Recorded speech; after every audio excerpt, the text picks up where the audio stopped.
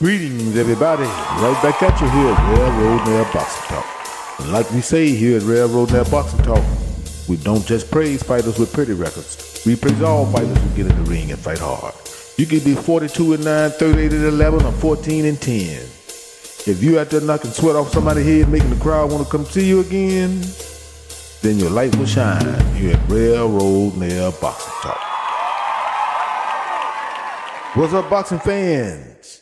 Zachary Ochoa versus Pablo Cesar Cano. Let's talk about it. Now, I got to say, first of all, that after the disappointment this weekend between Canelo and Charlo, and not on Canelo's behalf, on Charlo's behalf, after the need for wanting to see a slugfest, after the need for wanting to see high competition, two guys going at it, this fight filled my void. And I almost missed it. I stumbled up on it. I didn't see it live. I had to go back and watch it because I wasn't at the house. And the prelims was pretty good. If you watch the prelims to this fight, they was pretty good. But I'm going to discuss this fight in this show. That came out, and I found out in the commentation that Pablo Cesar Cano had fought against one of the commentators. He'd been in the game so long. I mean, he had fought Paulo Malignaggi, and he was on the card with Chris Algieri. So this guy been around a while. And I'm thinking, okay, well, I don't know if he's going to do good because I've seen Zachary Ochoa fight before. And I knew he was pretty quick, good, sharp, good combinations, good angles. And he was trained by Stephen Breadman Edwards, Caleb's plant trainer. So I'm thinking, okay, this might be a pretty good fight, right? And it was. So as soon as the fight started, I noticed that Cano always gave Ochoa something to think about. I mean, Ochoa, of course, he wanted to set up his offense, and he was getting in some good shots, but he always had something to think about. And that something was coming in combinations to the body, uppercuts, hooks, jabs. I mean, this vet had it all, man, good timing. And one thing about it, Ochoa came out fighting like the champion. He had confidence in his movement. He had confidence in his punches. He had a lot of power in his punches. And you can tell he was confident he was going to win this fight. And I think that's what hurt him in the beginning because he didn't get out of the way of a lot of them punches. And a lot of them body punches paid dividends in the end. Now, I found out later that Cesar Pablo Cano fought Jorge Linares. He stopped Jorge Linares in the first round. Now, I remember him now, but I just hadn't seen him in a while. And you got to be good. You don't stop Jorge Linares in the first round unless you're good. So it's got to be something good about Cano.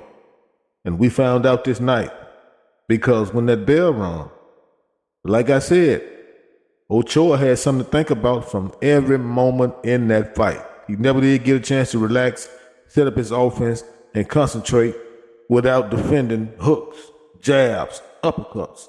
Everything was on him. And he was hurt early. Repeatedly, round after round.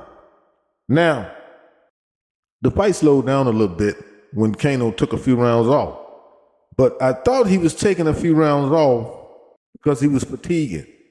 But he just got sharper. And instead of hitting him with a lot of punches, and instead of hitting him with a lot of combinations, the vet took his time, got his breath together, and got sharper with his timing. His power was still there, and it showed. The vet behaved like a vet. He hit him with a right coming in, and if I'm not mistaken, it was a right hand that I knew it was over then. I seen sweat popping. When you see the sweat go the other way, you already know. Then he got up stumbling. The ref let it go, and it went downhill fast. And they stopped. Now, it wasn't a total whitewash. It wasn't a total domination because, like I say, Ochoa had that confidence. He had that confidence that he could win, so he kept coming back. He kept good combinations. He kept counter punches. He tried to stay sharp with the jab, but he was always met with hard body punches. And them hard body punches came in combinations. And Cano was heavy-handed. It seemed like his punches are slow, but they land very heavy. Now, Ochoa wanted to keep going. You could tell he had more. And you could tell that he couldn't get started. He still wanted to get started. He had more to offer, but he just couldn't offer. The vet had checkmated him. And it was a good stoppage by the ref. Yeah, sometimes the ref got to save you from yourself, and that was this situation. And I mean, ain't nothing like seeing an old school come back and defeat one of the up-and-coming young guys. It's just something in that to me. And Pro Box provided that for me on a Wednesday night. Shouts out to Pro Box, keep it up. Kind of remind me of the old days, the Tuesday night fights, the Thursday night fights, and of course, especially Friday night fights. We could always get those fights before the weekend. And it's good that they're bringing it back, because this was a good fight, and it was a good fight card. Like I said, the whole fight card was good. Check it out if you ain't seen it. But Zachary Ochoa and Pablo Cesar Cano was a slugfest. It was worth watching and must-see action. And if you ain't seen it, go check it out. Wednesday night fights on Pro Box. It's good for the insider to see. And that's how we see it here at Railroad Nail Boxing Talk. I don't like to keep it too long because you don't know me that well, but you will. And like we say here at Railroad Nail Boxing Talk, we don't just praise fighters with pretty records. We praise all fighters who get in the ring and fight hard. You could be 43-9, 28-1, or 13-10. If you out there knocking sweat off somebody's head, making the crowd want to come see you again, then your light will shine here at Railroad Nail Boxing.